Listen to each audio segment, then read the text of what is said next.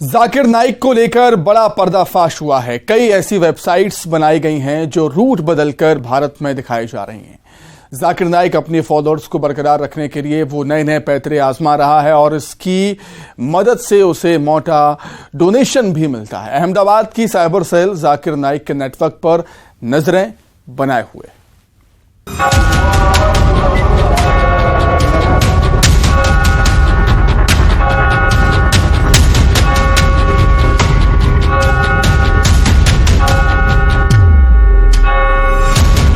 विदेशी जमीन पर पल रहे ऐसे कितने ही जहरीली जमात हैं जो भारत के हिंदुओं को निशाना बना रहे हैं, और उन्हीं में से एक है भारत का दुश्मन और इंसानियत का दुश्मन, कट्टर धर्म गुरु जाकिर नाइक। लेकिन अगर आप मूर्ति पूजा कर रहे, कुरान में लिखा है मूर्ति पूजा गलत, वेद में लिखा है गलत, तो आप अगर करते हैं तो जो भी आपको काफिर बोलता है सही बोल रहा, मतलब आप गैर मुस्लिम है। तौबा सूरा नंबर 9 आयत नंबर 5, उसमें बराबर यही लिखा है कि जहां भी आप काफिरों को पाओ वहां उनका कत्ल करो।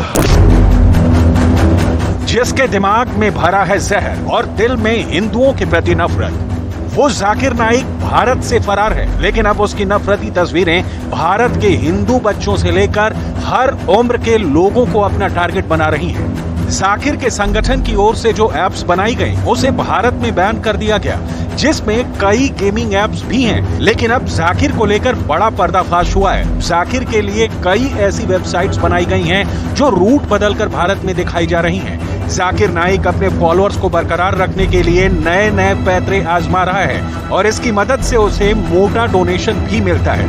अहमदाबाद की साइबर सेल जाकिर नाइक के नेटवर्क पर नजर बनाए हुए है। अहमदाबाद साइबर सेल यूनिट का दावा है कि गुजरात में 24 घंटे में 7500 लोगों ने जाकिर नाइक के वीडियो देखे। वीडियो और गेमिंग ऐप के जरिए लोगों को बहकाकर उनसे मोटा डोनेशन लेने का आरोप है।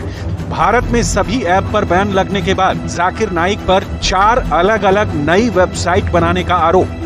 जांच एजेंसियों ने यह भी बताया कि हिंदू युवक युवतियों के सोशल मीडिया प्लेटफॉर्म पर ऐप्स की जगह एपीके फाइल्स भेजकर रन करवाने का लालच दिया जाता है। जैसे ही एपीके फाइल्स एक्टिव होती हैं, यूजर के कंप्यूटर या मोबाइल हैक हो जाते हैं। अंदेशा है कि यूजर्स की तस्वीरें और उनकी डिटेल्स का इस्तेमाल ब्लैकमेलिंग के लिए भी किया जा सकता है। इतने गंभीर मामले पर राष्ट्रीय बाल अधिकार संरक्षण आयोग ने भी जांच के आदेश देकर रिपोर्ट तलब किया है। फोर्टनाइट, ये दोनों प्लेटफॉर्म्स का इस्तेमाल करके इस तरीके से धर्मांतरित करने वाले बच्चों को जो ग्रोह थे वो काम कर रहे थे। तो हमने भारत सरकार के सूचना प्रौद्योगिकी मंत्रालय को ये निवेदन किया है कि इन दोनों प्लेटफॉर्म्स की जांच की जाए। इसके अलावा जो ऐसे इंटरफेस हैं जहां इस तरीके के गेमिंग ऐप होस्ट हो रहे हैं, उनकी भी एक विस्तृत जांच की जाए, आयोग को इससे अवगत कराया जाए, जिससे हम भविष्य में बच्चों को इससे दूर रखने के कदम उठा सकें। कोई भी गेमिंग ऐप होगा तो किसी न किसी इंटरफेस पे होस्ट होगा, वहीं से लोग डाउनलोड करेंगे। तो हमने यही मंत्रालय को निवेदन किया है कि ऐसे इंटरफेस जहां इस तरीके के ऐप होस्ट हो रहे हैं उनको आगाह किया जाए। इस तरीके की प्रणाली होनी चाहिए कि बच्चों का एक्सेस जहां भी इंटरनेट की किसी भी ऐप में या किसी प्लेटफॉर्म में हो, वो सुरक्षित होना चाहिए, संरक्षित होना चाहिए, मॉनिटरिंग के दायरे में होना चाहिए। इसलिए इंटरफेसेस की जिम्मेदारी इस मामले में सुनिश्चित किया जाना आवश्यक है। गेमिंग से धर्मांतरण की जांच में आरोपी शाहनवाज और बद्दो को लेकर भी कई चौंकाने वाली बातें सामने आई हैं। शाहनवाज और बद्दो गेम खेलने में एक्सपर्ट था और यही वजह है कि उसके साथ गेमिंग ऐप में जुड़े लोग गेम खेलना चाहते थे और इसी का फायदा उठाकर उसने धर्मांतरण के इस रैकेट को खड़ा किया। उसके गेमिंग ऐप में सदस्यों की संख्या बढ़ती गई और फिर वो गेम जीतने के लिए बच्चों पर कुरान की आयतें पढ़ने का दबाव बनाने लगा। धर्मांतरण कराने के लिए फोर्टनाइट गेम ऐप पर ऑनलाइन गेम खेलते थे, जिसमें खेलने वाली कुछ फर्जी आईडी हिंदू नामों से होती थी। उसमें ये कहते थे कि अगर जीतना है तो आयत पढ़ो और युवाओं को धीरे धीरे आयतें पढ़ाना और उन पर भरोसा करने के लिए उकसाया जाता था, जिसके लिए उन्हें आयतें पढ़ने के बाद गेम में भी जिताया जाता था। फिर दूसरे स्टेप में डेकॉर्ड ऐप के द्वारा इनसे चैटिंग कर युवाओं का भरोसा जीता जाता था और उन्हें इस्लामिक रीतियों की जानकारी दी जाती थी। उसके बाद धीरे धीरे जाकिर नाइक और वीडियो दिखाकर इस्लाम कबूल करने के लिए बरगलाते थे। जब बच्चे इस्लाम कबूल कर लेते थे तो उनका एफिडेविट भी बनवा देते थे।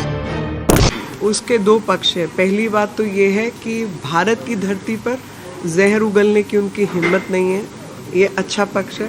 बुरा पक्ष है कि वो भारत छोड़कर बाहर निकल चुके हैं, भारत की कानून व्यवस्था से अपने आप को दूर कर चुके हैं। अब उन समाजों को जहाँ जहाँ इस प्रकार के तत्व हैं, वो केवल भारत विरोधी नहीं है, वो समाज विरोधी है, तो वहाँ के समाज को अपनी चिंता करनी चाहिए कि इस प्रकार के तत्वों को अगर प्रोत्साहन मिलता है तो उन्हीं के समाज के लिए ये भयावह स्थिति पैदा होगी। हिंदू नाबालिगों को कैसे शिकार बनाया जाता था, इसका सबसे बड़ा सबूत भी न्यूज 18 के पास है।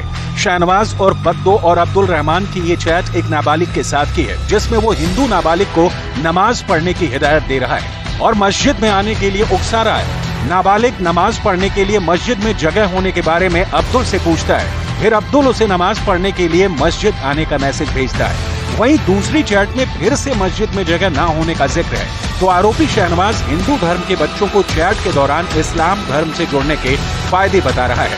दावा है कि ये चैट अप्रैल की है। इस दौरान ही बच्चे ऑनलाइन गेम के जरिए दोनों आरोपियों के संपर्क में आए थे। टीम में रूप में यहाँ आए हैं। हम लोग अपने साक्ष्य संकलन कर रहे हैं। जहाँ जहाँ हमें जो भी जानकारी लाभप्रद मिल रही है वो सबको संकलन जारी है। प्रयास हमारा जारी है, अधिकतम प्रयास। जांच में सामने आया है कि धर्मांतरण का आरोपी शाहनवाज नाबालिगों को दुबई ले जाने की कोशिश में था। आरोप है कि शाहनवाज और बद्दो नाबालिगों को फ्री टिकट और मुफ्त में रहने और खाने का लालच देकर दुबई ले जाना चाहता था। गाजियाबाद पुलिस को ग्रुप चैट में इसकी जानकारी मिली है। गाजियाबाद धर्मांतरण का मामला पुलिस के लिए चुनौती बनता जा रहा है। पुलिस का दावा है कि आरोपी शाहनवाज और बद्दो ने नाबालिगों से गेम में अपडेट के नाम पर कई बार पैसों का ट्रांजैक्शन भी कराया और इन पैसों का धर्मांतरण के काम में इस्तेमाल किया।